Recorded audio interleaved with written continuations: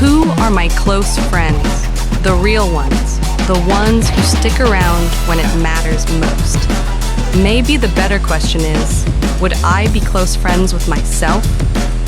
This series is about navigating the real, the hard, and the meaningful parts of friendship.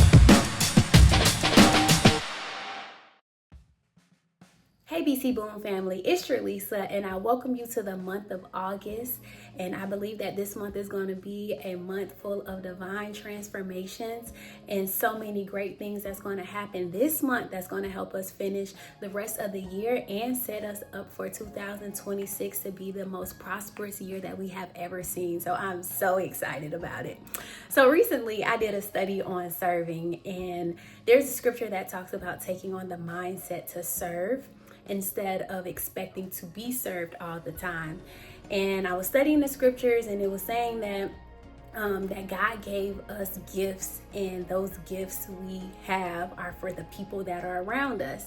And so when I think about Jesus's ministry, he was constantly pouring into his community, into strangers, into disciples, and he always gave his gifts to the people that needed it the most. He poured into people constantly. And so when I think about serving, I think, well, how can I serve those that are around me? Not only my students at my job, my family members, but my closest friends. For the most part, I'm going to talk to my closest friends every single day, and we are going to hang out all the time. And so I'm the planner in the group. That's just what it is.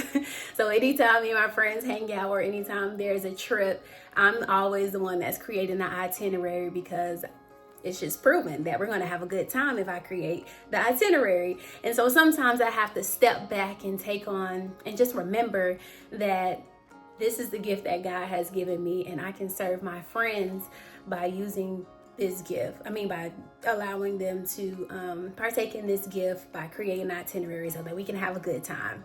And so I want you to think about ways that you can serve your friends, even if it's planning something, or even if it's something that you guys do all the time, and ways that you show up in your gifts that help others. And so as our ministry partners dive deep into this topic, I pray that you take notes and that you look for ways that you can serve your close friends, and then also your community and others that are around you. Stay tuned. Hey, my name is Ashley, and I got a question for you. Have you ever watched any of those classic TV sitcoms like from the 90s? Yes, I mean the 1990s, like the 1900s. And yes, I get that feels like a million years ago to you, but trust me, if you haven't taken the time to watch any of the many solid 30-minute TV shows from that era, then you just don't know how classic and a little cheesy that they are. Shows like Full House, Family Matters, my personal fave, Boy Meets World, and the classic Fresh Prince of Bel-Air. You can't miss TV, you guys. All right, now one thing all of these shows had in common, they were all centered around close friendships. Every single show had a set of best friends or a small group of close friends. And when I was a kid, that's what I wanted more than anything, real close friends. There's one more show I remember called Saved by the Bell. It was awesome. It was such a weird, strange, dynamic group of friends. Like every person had a different personality, and they went through so many things in life together, the good, the bad, the ugly, you name it. And one thing those fictional friendships don't teach you, how to translate all that good friendship stuff into your own life. And if you're anything like me, you've probably found yourself wishing at times that someone out there, yes, even if it's some fictional TV character, would just straight up tell you how to navigate real life friendships, how to make friends, how to keep friends, how to be a friend, how to change friend groups, how to even let go of a friend. We're not just talking about those casual kinds of friendships. This isn't about the people that you sit next to in class but don't talk to on the weekend, or the kids on your team you only see on the field or in the group chat, or that friend from 3rd grade you've probably grown apart from as you've grown up. No, we're talking about what it means to be real friends, good friends, close friends. And believe it or not, that's a lot harder to figure out than one 30-minute TV sitcom can tell you. The truth is, close friendships can be difficult. Anytime you mix two unique and complicated human beings into a close relationship, it isn't always easy. Friendships take a lot of work for all kinds of reasons. Growing up, we weren't taught how to be friends.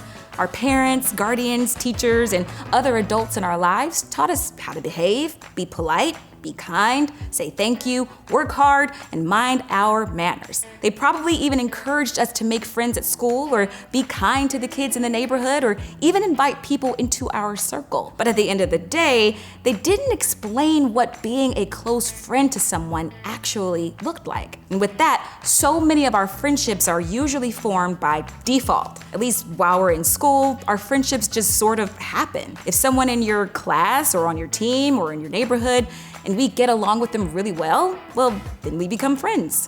Maybe it's as simple as we like to do the same things or we like the same shows. We don't put a lot of thought into that. And while this is totally normal and a natural way to make friends, it certainly doesn't mean they'll be close friends. Why? Because real, lasting, close friendship is hard. I mean, think about it. When it comes to friendship, things are always changing. You move to a new school, switch classes, or take up a new hobby, and the people in your life change. You're making new friends, which is cool, but it's tough to build and maintain close friendships with that much constant change. Or maybe you're not as sure where you stand with your friends. Sometimes it seems like you're left out of text threads, or you don't get a voice in making plans, or nobody's inviting you to anything. And if we're all being honest, I think we'd all admit that sometimes we're not even sure if we're actually in with our friends or not. What about expectations that are not met? Your friends don't always do the things that you want them to do. They don't connect with you enough during the week, or hang out enough on the weekends, or remember the important details of your life. You feel like these are kind of the things that close friends do, but you don't have any friends around you who are actually doing them. But when it comes to friendship, I think one of the challenges we face is where we put our focus. See, we all tend to focus on what we're not getting from the people in our lives. But here's the good news. What we're talking about today and in this series as a whole has the potential to be a game changer when it comes to the way we approach all aspects of friendship. What's cool is that the Bible has a lot to say about our relationships with other people. The Bible is divided into two sections, the Old Testament and the New Testament. Now, the Old Testament was written before Jesus walked the earth.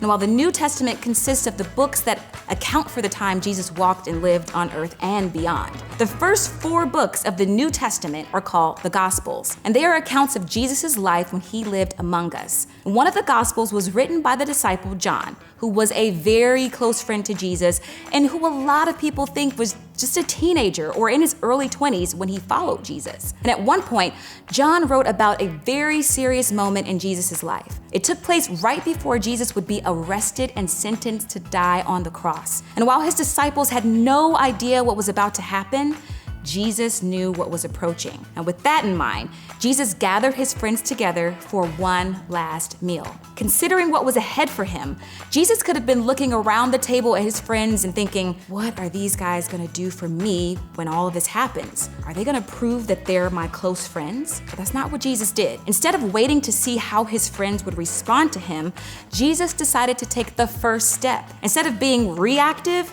Jesus was proactive with his friends. So check it out. This is in John chapter 13, verses 4 through 5. So he got up from the table, took off his robe, wrapped a towel around his waist, and poured water into a basin. Then he began to wash the disciples' feet, drying them with the towel he had around him. Okay, so this may seem totally random, but back in the day, people walked, like a lot. Sometimes they even walked in their bare feet.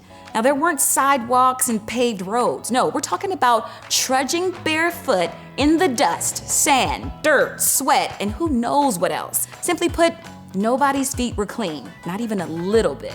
Back then, washing someone's feet was a job typically done by a servant for a house guest. In other words, someone in a lower position would wash the feet of someone in a higher position. So in this situation, it would have made sense for the disciples to wash Jesus' feet. But Jesus was the master of flipping people's expectations. He often did things that were countercultural or counterintuitive.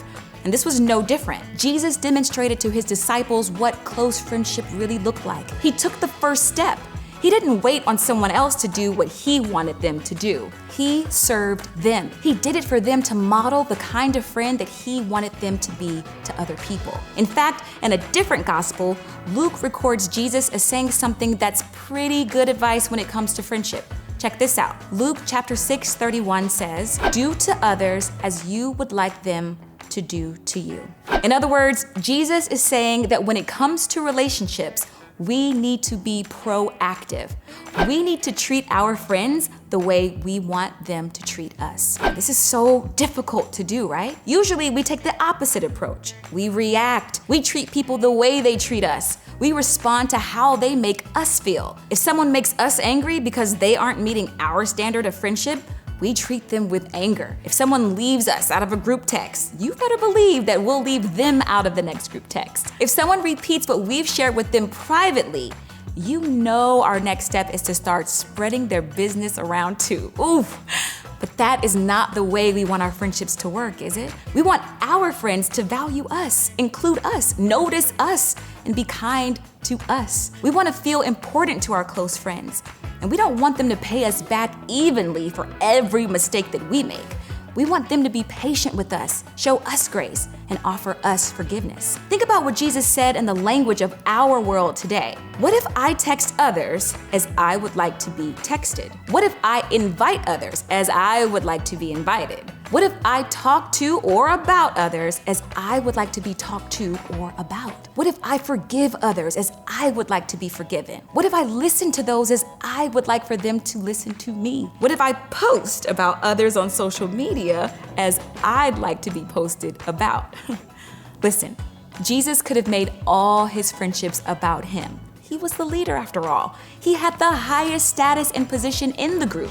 He could have used his power to leverage the relationships for himself alone. But instead, he served. He put his friends first. He was humble, supportive, encouraging, and forgiving. And that's what we can do for our friends too. Think of it this way. Being a friend means serving your friends. We want our friends to make the first move, treat us well, and put our needs first. But we can be the kind of friend that we want to have without waiting on anyone else to make the first move. We can follow Jesus' example in our friendships and serve others right now. Because being a friend means serving your friends. Okay, there are millions of ways that you and I can serve our friends and put them first without waiting for them to do it. But for the sake of today, let's talk about 3 simple ideas. First, think about your friends. Don't just think about your needs and what they're doing or not doing for you. Think about their situation, their feelings, their worries, or their insecurities. Try to be gracious and empathetic with them. They have moments of anxiety and fear just like you do. They get down just like you do. They have highs and lows just like you do. And close friends know that because they're thinking about each other first. In fact, let's just practice this now. I'm gonna show you some things on the screen, and this is a simple exercise on thinking about your friends. All you have to do is fill in the blank in your mind with a friend's name and something that's going on in their life. And if you can't think of friends or things that are going on with them, fill it in with other people you know.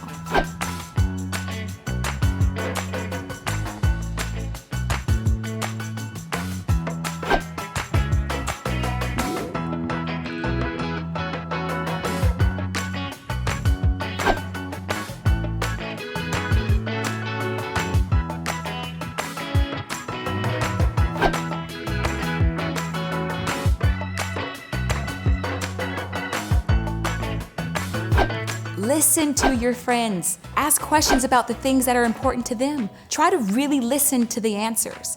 Make an effort to keep up with important things that are happening in their lives. If you have a terrible memory like me, maybe use notes or a reminder app on your phone and write down important things, good and bad, that are happening in the lives of your close friends. And then follow up with them. Take an interest in the things that interest them to show them that you care. And lastly, pray for your friends. If your friend is going through something difficult, pray for them. If things are falling apart in their family, pray for them. If they have important things coming up, pray for them. Even short, quick, simple prayers are a big deal. Then tell them that you are praying for them if you want. If you do all of this stuff, it doesn't mean everything is gonna work out perfectly in your friendships all the time. This won't magically fix your friendships. It won't turn acquaintances into close friends overnight. And at the end of the day, a friendship is about two imperfect people existing in the same place. At any time, imperfect people are around each other, stuff can go wrong. But this will be so powerful for you moving forward. It's a great place to start when it comes to taking regular friends and making them close friends over time. For the rest of your life, you are gonna be in friendships and relationships. And learning how to serve, make the first move, and put others first will be an incredible foundation for you to be an incredible friend, both now and in the future. Being a friend means serving your friends. It means taking the lead to look out for them and their interests without waiting for someone to do something for you. Imagine if you become comfortable making the first move. Imagine if you planned the time to hang out instead of waiting for somebody else to plan it. You texted instead of waiting for someone else to text. Imagine if you didn't retaliate, but instead you forgave and showed grace. Imagine if you were the kind of close friend you wanted to have. And being this kind of friend will take work, but trust me, the work is worth it. And it all starts by you doing to others as you want them to do to you. It all starts with serving your friends. I hope that that was good for you, and I hope that you took a lot of notes and that you are looking for ways to serve people daily, especially your closest friends. I pray that you have a great week and a prosperous month, and that you continue to flourish in all that you do. Have a great week.